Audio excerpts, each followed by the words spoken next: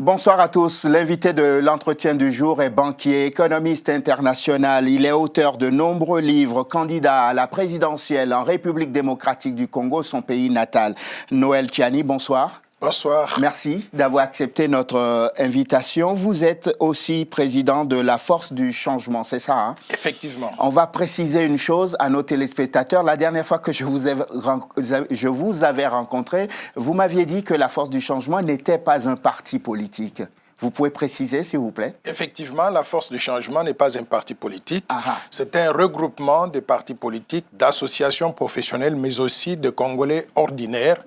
La particularité, c'est que la plateforme est reconnue par le ministère de l'Intérieur, enregistrée aussi au niveau de la CENI, de la Commission nationale électorale indépendante, et elle est habilitée à présenter des candidats à tous les échelons des élections, c'est-à-dire présidentielles, législatives, mais également sénatoriales ou même au niveau local. En fait, c'est tellement has-been désormais de dire qu'on a un parti politique que vous vous cachez derrière un mouvement.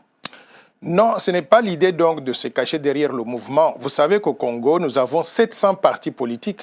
700 partis politiques, ça fait beaucoup. J'avais pensé... Ce n'est pas un problème. Un de plus, ça fait beaucoup, mais je considère que les partis politiques font partie du problème. Il faudrait peut-être, après l'élection, quand je gagne, je deviens président de la République, je prendrai l'initiative de réformer donc la vie politique, de réduire le nombre de partis à 2 ou 3 maximum pour que la démocratie puisse avoir la chance de fonctionner effectivement. J'ai l'impression d'entendre un dictateur qui dit « Quand j'arriverai au pouvoir, je déciderai de moi-même que désormais, il n'y aura que 3 partis dans le pays. C'est moi, Tchiani, Noël Tchiani, qui décide. » Non, pas du tout. Je pense qu'il y aura un processus de consultation, mais le président de la République, bien sûr, en tant que leader du pays, a l'occasion de pouvoir présenter ses idées et de solliciter l'adhésion donc des autres. Dans les consultations que j'ai eues jusqu'à présent avec non seulement les Congolais, mais également les leaders d'autres partis politiques, tout le monde reconnaît qu'il faudrait réformer la vie politique et qu'il faudrait réduire le nombre de partis à 2 ou 3 maximum. La réforme du système partisan dans votre pays pourrait prendre quelle allure, par exemple? Vous déciderez comment, sur quels critères, par exemple? Je pense qu'il faudra d'abord qu'on puisse passer aux élections. Parce qu'il y aura des élections, il y a des résultats qui seront connus pour chacun des partis politiques. On peut dire que les partis qui auront le plus de voix, par exemple les 3 premiers partis, deviennent reconnus et que les autres puissent être amenés à pouvoir adhérer à tel ou tel parti à travers les mécanismes donc, de consultation. Il y a quelques jours, on a appris que le gouvernement de la RDC, l'UDPS et la famille Tshisekedi ont trouvé un accord pour rapatrier enfin le corps du patriarche Tshisekedi décédé il y a 1 an. Qu'est-ce que cela vous inspire? D'abord, je voudrais saluer cet accord parce que ça nous fait honte tous en tant que Congolais que le président Tshisekedi soit décédé depuis pratiquement 1 an maintenant. Ça fait plus d'1 an maintenant, en février. Depuis février l'année dernière. Donc, et que jusqu'à présent, sa dépouille donc, traîne encore à l'étranger.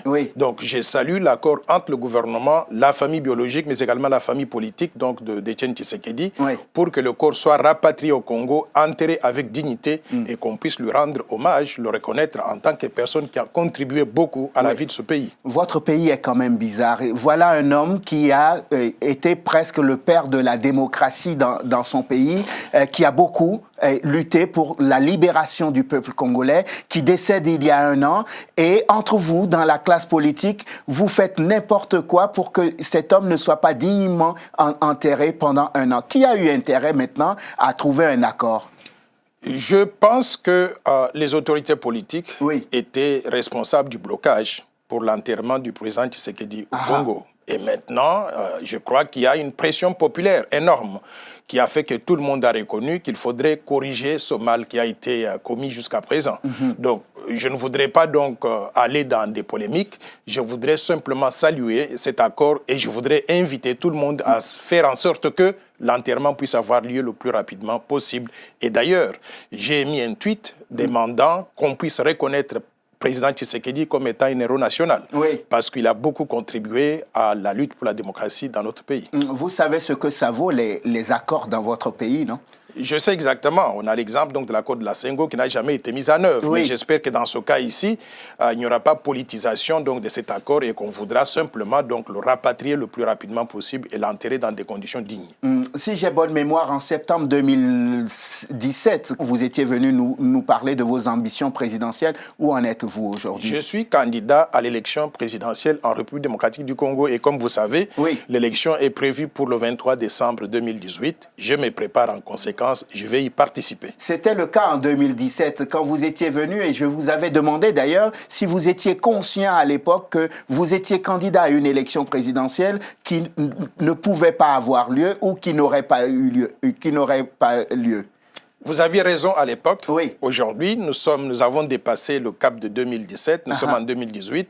Les autorités de la CENI, de la Commission nationale électorale indépendante, ont déterminé que les élections auront lieu le 23 décembre. Et moi, j'ai fait confiance au système, même si dans le passé, on a été déçus.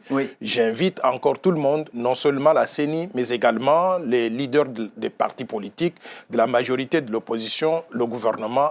J'invite tout le monde à pouvoir travailler ensemble pour que, enfin, le Congo puisse avoir les élections démocratiques et qu'on puisse avoir des institutions crédibles et légitimes. Noël Tchali, comme nos téléspectateurs ont le droit d'avoir un droit de suite, je suis retourné sur les images de notre entretien, histoire de me remémorer certaines choses. Vous me disiez à l'époque, parce que je vous disais, et si l'élection n'avait pas lieu en décembre, comme l'avait prévu l'accord, est-ce que le président Kabila faisait toujours partie de la solution? Et vous me disiez non, sinon il n'arrivait pas à organiser les élections, il devrait partir. Aujourd'hui, Joseph Kabila est toujours là et vous n'êtes toujours pas président de la République. Effectivement, vous avez raison. À l'époque, nous avons tous pensé que si l'élection n'a pas lieu, il faudra responsabiliser certaines personnes, les rendre pour qu'ils puissent rendre compte. Et la personne qu'il fallait rendre compte, qu'il fallait tenir responsable, c'est d'abord le président de la République qui est garant des institutions. Et d'ailleurs, dont le mandat a expiré depuis le 19 décembre 2016. Il y a eu un accord, l'accord de la Senghor. Ils ont interprété cet accord donc à leur façon. C'est qui Ils, c'est-à-dire le pouvoir, mais également ceux qui sont en charge de pouvoir mettre cet accord. Donc, essentiellement, c'est le pouvoir. Donc, le pouvoir a interprété cela qu'on a donné donc un chèque en blanc au président Kabila de rester.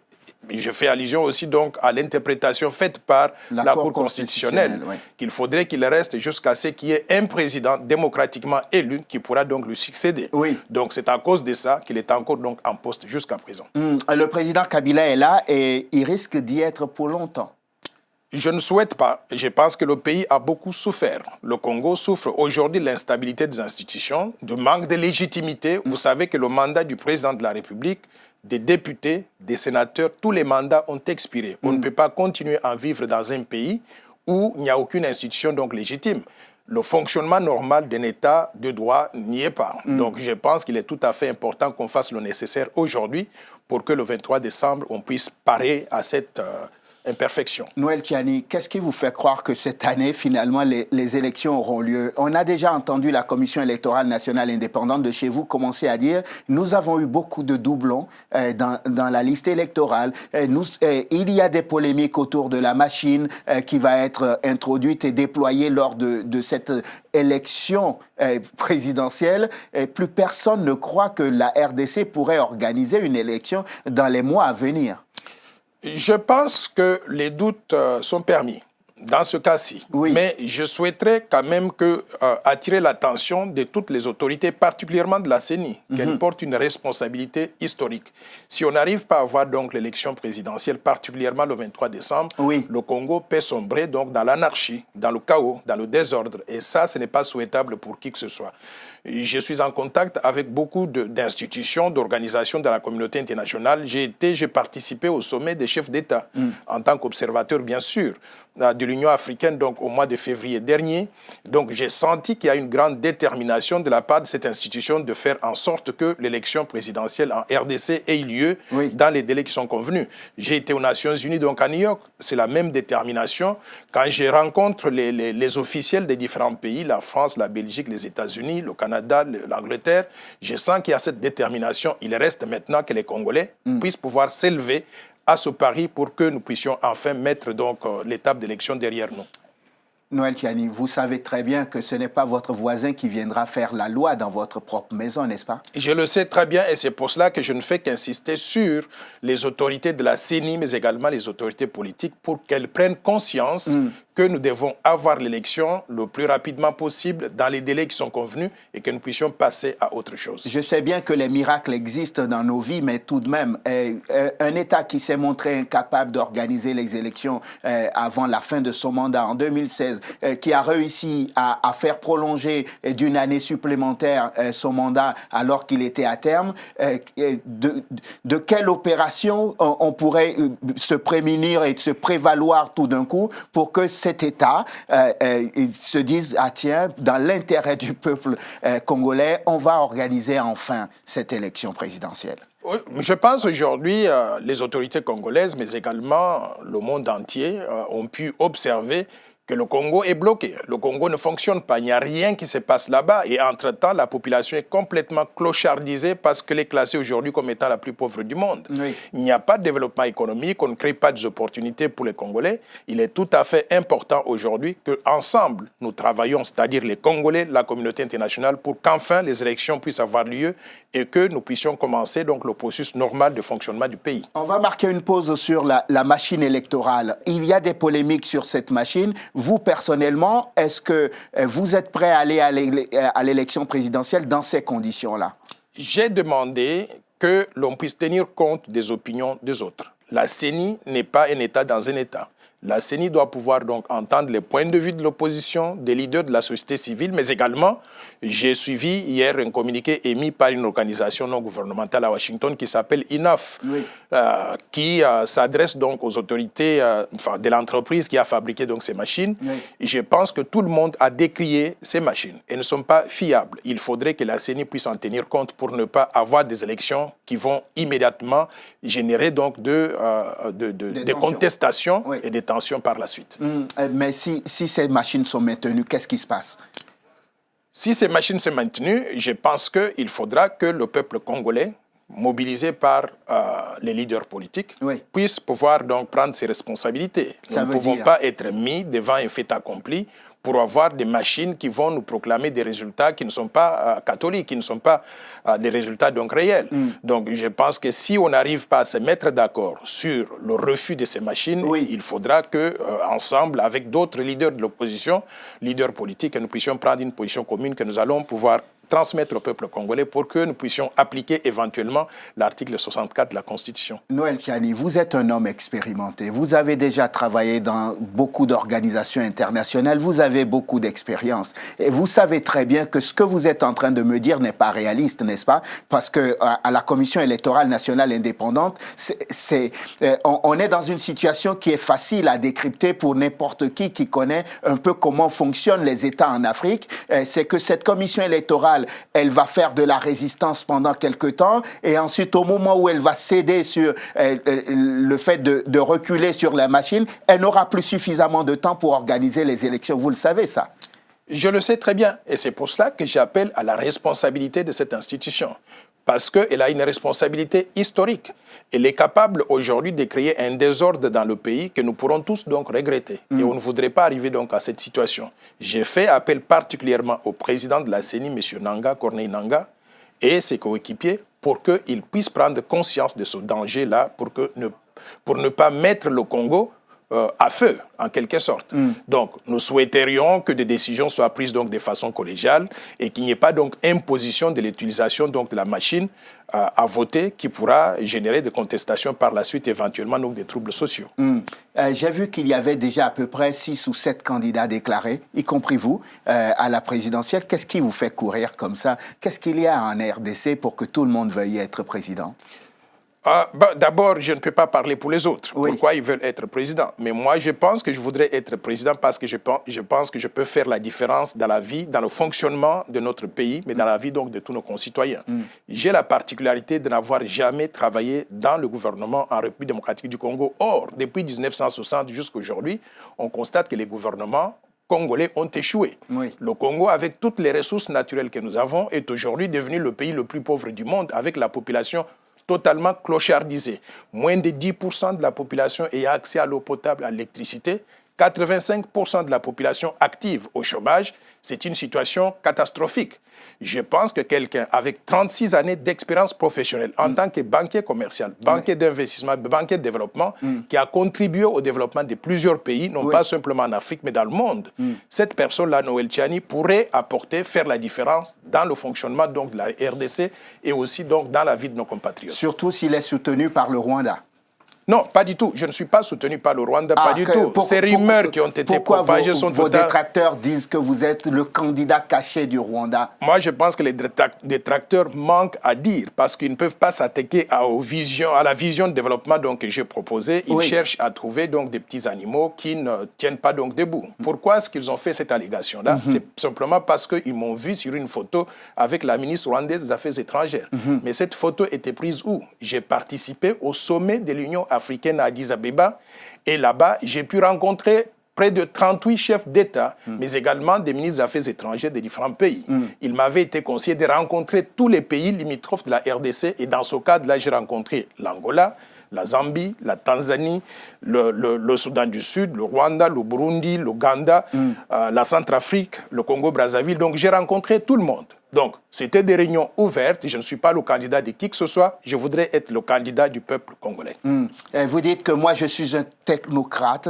Je ne suis pas un politique. Je veux arriver à la tête d'un État qui est complètement à la ramasse, pardon pour l'expression. Et d'un coup de baguette magique comme ça, je prononce 2 formules et je règle les problèmes de la RDC.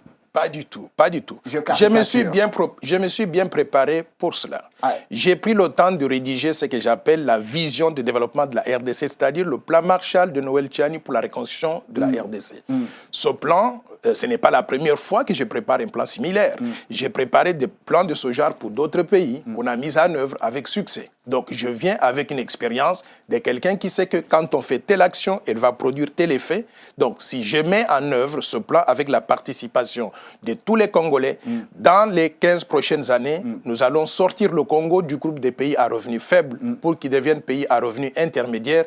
Nous allons créer le plein emploi et surtout, augmenter le PIB par habitant, c'est-à-dire le niveau de vie de la population, du niveau le plus bas aujourd'hui pour atteindre au moins 15 000 $ en 15 ans. Monsieur Tchiani, qu'est-ce qu'on vous donne dans les institutions internationales? Quel est le virus qu'on vous inocule, pardonnez-moi de vous le dire comme ça, pour que vous ayez toujours le sentiment que vous avez la solution que personne avant vous n'a jamais appliquée? Dans le cas précis de la RDC, je peux dire avec aisance que ceux qui ont géré la RDC jusqu'à présent ont échoué.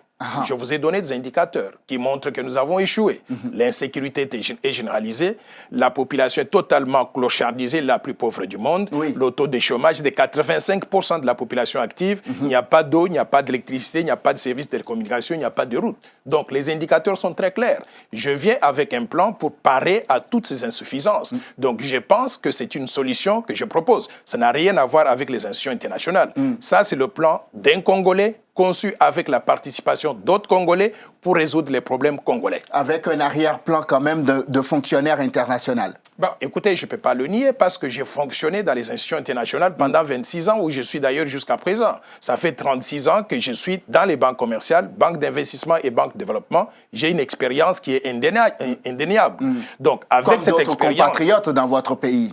Et je ne peux pas parler pour les autres parce que je voudrais bien qu'ils puissent présenter aussi donc leur credential ou bien leur background. Mais en ce qui me concerne, j'ai cette particularité d'avoir une expérience de premier plan dans les institutions qui se respectent, d'avoir travaillé sur le développement de plusieurs pays et de pouvoir revenir aujourd'hui avec une vision de développement qui peut être mise en œuvre avec la participation de tous les Congolais pour transformer la vie de mon pays. Vous vivez aux États-Unis, n'est-ce pas? Je vis aux États-Unis, mais également à cheval sur Kinshasa. Je pars de temps en temps là-bas.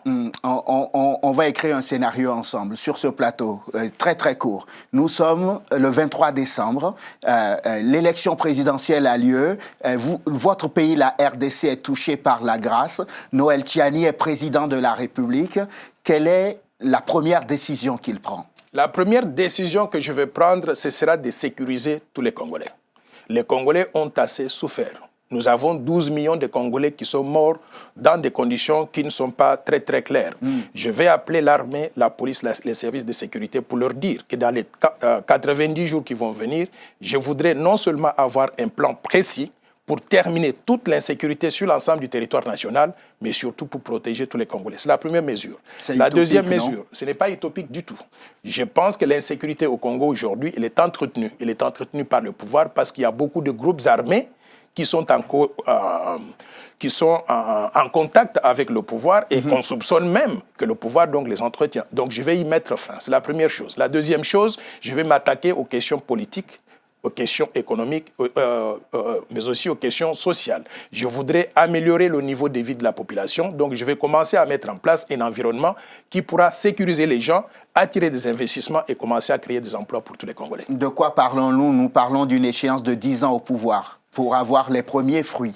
Non, pas du tout. Les premiers fruits vont être sentis immédiatement. La première des choses, par exemple, que je veux faire, c'est pouvoir combattre la corruption. Vous savez que la corruption aujourd'hui fait que 85% des revenus des ressources naturelles n'entrent pas dans les caisses de l'État. Je vais mettre en place un état de droit fonctionnel qui fera que tout celui qui est corrompu, il va se retrouver devant la barre. Et s'il ne peut pas donc justifier donc son cas, il va se retrouver donc en prison. Quand vous allez faire ça avec un individu, avec deux, avec trois, je pense que le message va être suivi à travers tout le pays. Donc on va récupérer cet argent qui est perdu, le mettre dans le budget de l'État, l'utiliser pour financer les projets de développement, c'est-à-dire construire les écoles, payer les enseignants, payer les médecins, payer les fonctionnaires de l'État, mettre tout le monde en situation de vivre correctement et de pouvoir donner son énergie au travail donc du pays. Scénario inverse. Nous sommes le 23 décembre, l'élection n'a pas lieu.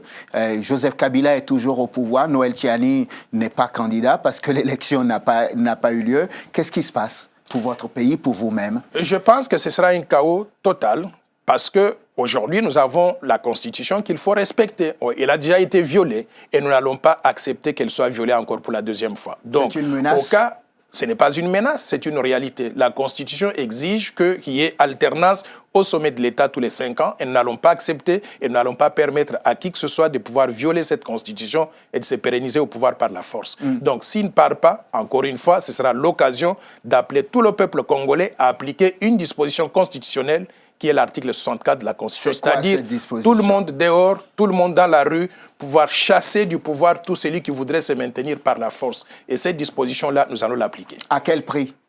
Nous allons l'appliquer à n'importe quel prix parce que nous avons déjà perdu 12 millions de personnes et aujourd'hui, nous n'allons plus donc lésiner sur les moyens pour que la Constitution soit respectée parce qu'il y a des menaces, parce qu'il y a un individu qui voudrait donc rester au pouvoir. C'est facile. Vous serez dans votre palais ou quelque part caché en Europe et vous demanderez aux populations de sortir dans la rue et de se faire tuer? Je vous informe que je serai à Kinshasa bientôt et je vais rester à Kinshasa avec le peuple et quand il s'agira donc de pouvoir sortir dans la rue, Noël Tchiani sera parmi les premiers à être devant. Vous n'avez pas peur pour votre sécurité? Bien sûr que tout le monde a peur. Nous avons peur donc de la sécurité, mais à un moment donné, il faudrait qu'il y ait des gens qui prennent la responsabilité de pouvoir donc sauver les autres. Patrice Emery Lumumba est mort pour nous, pourquoi pas nous pour les autres aussi. Est-ce que ça vous dérangerait d'affronter dans les urnes Joseph Kabila comme candidat? Ça ne me dérangerait pas, je le battrais d'ailleurs très facilement, mais simplement, donc, il n'est pas autorisé à pouvoir se présenter aux élections présidentielles. La Constitution, elle est claire. Il ne peut pas se présenter. Non, on ne peut pas invoquer un cas qui n'est pas possible. La Constitution dit que Joseph Kabila a terminé ses mandats, les 2 mandats constitutionnels, il ne peut plus se représenter. Donc aujourd'hui, s'il se présente devant moi, je vais le battre. Ça, je peux vous l'assurer. Mais il ne peut pas se présenter parce que la Constitution ne lui permet pas de pouvoir se présenter. Et s'il se présente? Il ne peut pas se présenter. Vous savez que nous sommes dans cette configuration. Pourquoi le niez-vous? Je vous dis encore une fois de plus qu'il ne peut pas se présenter. Admettons qu'il se présente. S'il se présente et qu'il ait devant lui donc un Noël Tchiani comme candidat représentant l'opposition, je vais pouvoir le battre parce qu'il n'a pas de bilan à justifier et j'ai une vision que lui, il n'a pas et il ne peut pas justifier, faire la différence pour les Congolais dans l'avenir. Mais je répète encore une fois de plus qu'il ne peut pas se présenter parce que la Constitution ne lui permet pas.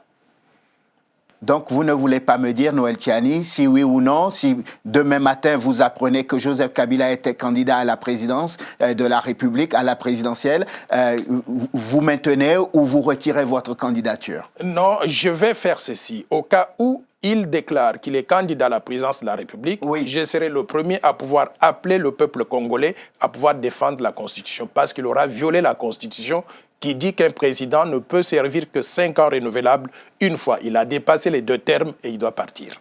Il doit partir. Noël Tchiani, Merci infiniment. Banquier, vous êtes économiste international, vous êtes aussi auteur de nombreux livres, président de la Force du Changement. Il y a d'ailleurs un livre éponyme, la Force du Changement, qui regroupe l'entièreté de ce que vous proposez pour remettre la République démocratique du Congo en route. C'est ça, hein? Effectivement, mon livre s'intitule donc La Force du Changement. Il est publié aux éditions du Panthéon à Paris. Il peut être commandé sur Internet, chez les éditions du Panthéon à Paris ou bien sur Amazon.com. Il est préfacé d'ailleurs par l'ancien président du Sénégal, son Excellence M. Abdoul Diouf, qui fait l'éloge donc des politiques que je propose pour relancer la vie économique et sociale, donc la RDC. Noé Tiali, merci infiniment. C'est à moi de vous remercier de m'avoir reçu ici à Télé Sud. Merci.